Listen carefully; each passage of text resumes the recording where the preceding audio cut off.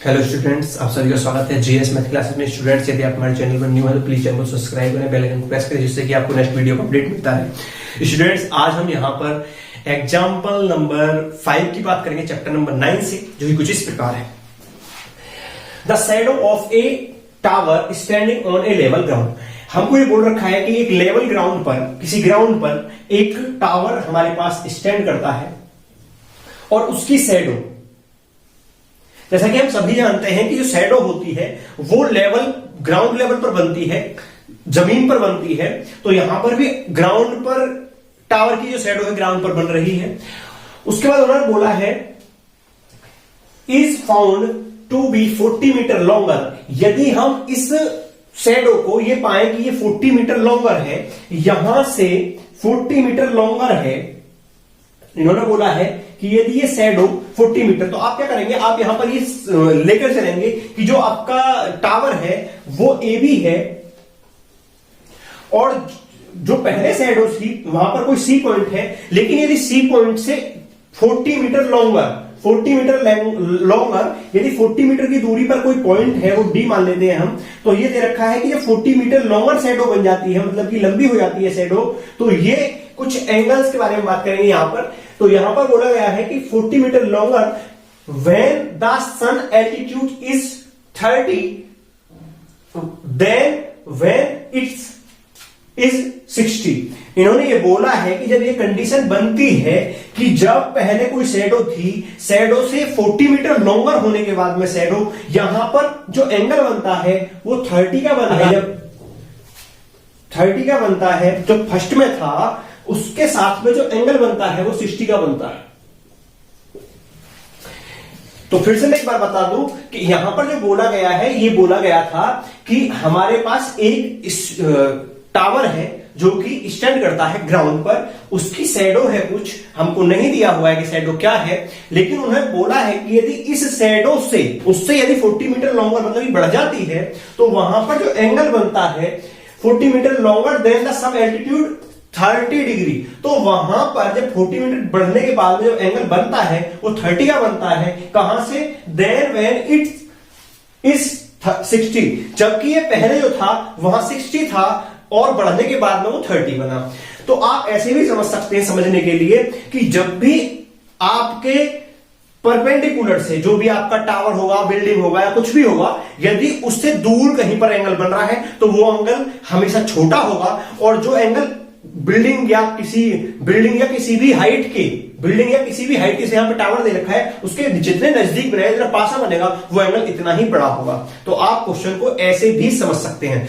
तो यहां पर इन्होंने जो कंडीशंस दी हैं उनके हिसाब से इन्होंने फिर बोला है 60 degree find the height of the tower. तो हमें इस कंडीशन को देखते हुए यहां पर ये फाइंड करना है कि टावर की हाइट क्या है। तो हम क्या करेंगे, हम टावर की हाइट यहां पर लेट कर लेते हैं कि टावर की हाइट हमारे पास h है, और उसके साथ साथ में क्योंकि जब ये 30 डिग्री दे रखा है तो हमको ये ट्रायंगल लेना पड़ेगा, बड़े वाला भी। तो ट्रायंगल DBA के लिए जो हमारा बेस है वो हमें बेस DB लेना पड़ेगा। तो DB हमारे पास नहीं है क्योंकि हमको दे रखा है DC, तो हम यहां पर BC को x लेट कर लेते हैं। तो हम यहां पर लिखेंगे सॉल्यूशन में, let the tower height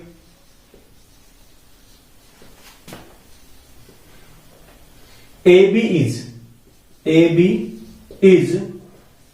h meter and the distance BC equal to x metre. हमने ये मान लिया है कि जो टावर की हाइट थी वो h मीटर है और जो ये BC जो डिस्टेंस है वो x मीटर है। when the sun altitude is 30 degree, जब एल्टीट्यूड 30 डिग्री है then B D equal B D equal D C plus B C equal 40 plus x. तो यहां पर जो डीबी आती है निकलकर वो 40 प्लस एक्स ये निकलकर मिलती है हमें। And when the sun's altitude is 60 degree, then BC is equal to x metre. तो ये हमारे पास सब कुछ गिवन है। अब हमको क्योंकि पता है कि हमें यहां पर टू एंगल्स दे रखे हैं 30 एंड 60, तो जो 30 एंगल है वो हमारे लिए ट्रायंगल ए डी बी बनाएगा, और जो दूसरा 60 का एंगल है वो हमारे लिए ट्रायंगल ए सी बी बनाएगा। तो हम इन दोनों ट्रायंगलों को लेकर चलेंगे, क्योंकि हम जानते हैं कि जो हमारे पास टावर है वो वर्टिकली खड़ा होगा ग्राउंड से, तो वो यहां पर 90 का एंगल बनाएगा। तो यहां पर ये दोनों ट्रायंगल ही राइट एंगल ट्रायंगल बनेंगे। तो हम यहां पर लिखेंगे in triangle ADB में जैसा कि आप सभी जानते हैं कि हम जब भी यूज करते हैं, क्योंकि हमको हाइट चाहिए, हाइट हमको फाइंड करनी है, तो हम यहां पर एक तो ये परपेंडिकुलर लेंगे, दूसरा क्योंकि बेस का कुछ पार्ट दिया हुआ है, हाइपोटेन्यूस मेंशन नहीं है, तो यहां पर हम ऐसा ही रेशो यूज करेंगे। पंडित बद्री प्रसाद हर बोले से ऐसा ट्रिग्नोमेट्री रेशो लेंगे जिसमें बेस और परपेंडिकुलर यूज होता हो। तो हम यहां से देख पा रहे हैं कि 10 यूज होता है, तो इसलिए हम यहां पर 10 यूज करेंगे। तो 10 30, क्योंकि बड़े वाला ट्रायंगल है, तो 10 30 इक्वल परपेंडिकुलर जो कि हमारे पास है h अपॉन बेस, जो कि बेस हमने ले रखा है, क्या है हमारे पास BD, तो BD हमारे पास है 40 प्लस एक्स। 1030 की जो वैल्यू होती है वो होती है 1/√3 इक्वल h 40 प्लस एक्स। यहां से क्रॉस मल्टीप्लाई करेंगे तो जो h की वैल्यू निकल कर आएगी यहां से, वो निकल कर आएगी 40 प्लस एक्स अपॉन √3। तो जिस प्रकार हमने फर्स्ट पार्ट यहां पर सॉल्व किया है और h की वैल्यू निकाली है कि h की वैल्यू यहां से जो आती है 40 प्लस एक्स अपॉन √3 आती है, हम इसे इक्वेशन नंबर फर्स्ट लेट करके यहीं पर छोड़ते हैं। उसके बाद जो दूसरा वाला हमारा ट्राइंगल बनता है, वो ट्राइंगल हमारे पास क्या है, इन ट्राइंगल ACB में क्या है, ACB में आपको पता है कि ये 60 डिग्री है एंगल हमारे पास, तो हम लिखेंगे 10 60 इक्वल फिर से वही परपेंडिकुलर अपॉन बेस, लेकिन क्योंकि ये हम ट्राइंगल ये वाला ले रहे हैं तो इसके लिए जो बेस होगा वो x होगा, तो यहां पर x यूज करेंगे। 10 60 की वैल्यू होती है √3 equal to h upon x, और हम इसे लिख सकते हैं जो h की वैल्यू हमारे पास आएगी, x को इधर लेकर जाएंगे √3 मल्टीप्लाई x।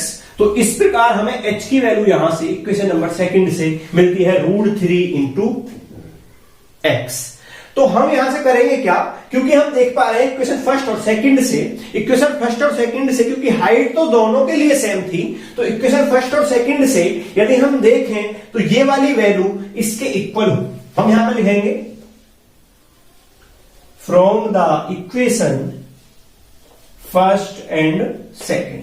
इक्वेशन फर्स्ट और सेकंड से क्या, इक्वेशन फर्स्ट से क्या 40, h की वैल्यू इक्वेशन फर्स्ट से है हमारे पास 40 प्लस एक्स अपॉन √3, और इक्वेशन सेकंड से हमारे पास h की वैल्यू है √3x।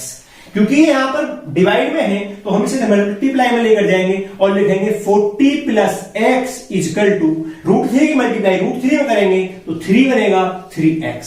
और यहां पर जब x को हम इधर लेकर जाएंगे तो हमारे पास बनेगा 2x, क्योंकि हम जब x को इधर लेकर जाएंगे तो 3x से सब्ट्रैक्ट होगा, तो ये बनेगा 2x इक्वल टू 40। और यहां पर x की जो वैल्यू निकल कर आएगी वो निकल कर आएगी 20। तो इस प्रकार हम x की वैल्यू यहां पर फाइंड करते हैं कि x की वैल्यू हमारे पास आती है 20, जो कि BC है।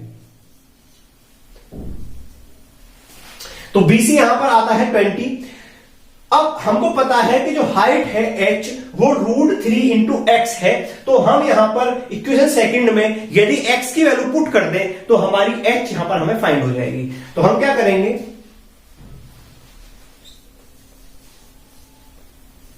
Putting x equal to 20 in equation second. हम इक्वेशन सेकंड में ये रखेंगे कि x की वैल्यू 20 है, जो कि हमने अभी फाइंड की थी। तो हम लिखेंगे h इक्वल टू 20√3। तो हमारे पास यहां पर जो h की वैल्यू निकल कर आती है, हाइट ऑफ द टावर, वो 20 निकल कर आती है। हम इसे लिखेंगे, तो मैं यहां पर आंसर आपके लिए लिखता हूं, hence the height of the tower B कितनी होगी, 20√3। तो इस प्रकार आपका क्वेश्चन कंप्लीट सॉल्व होता है। प्लीज स्टूडेंट्स चैनल को सब्सक्राइब करें, लाइक करें, शेयर करें। Thank you so much.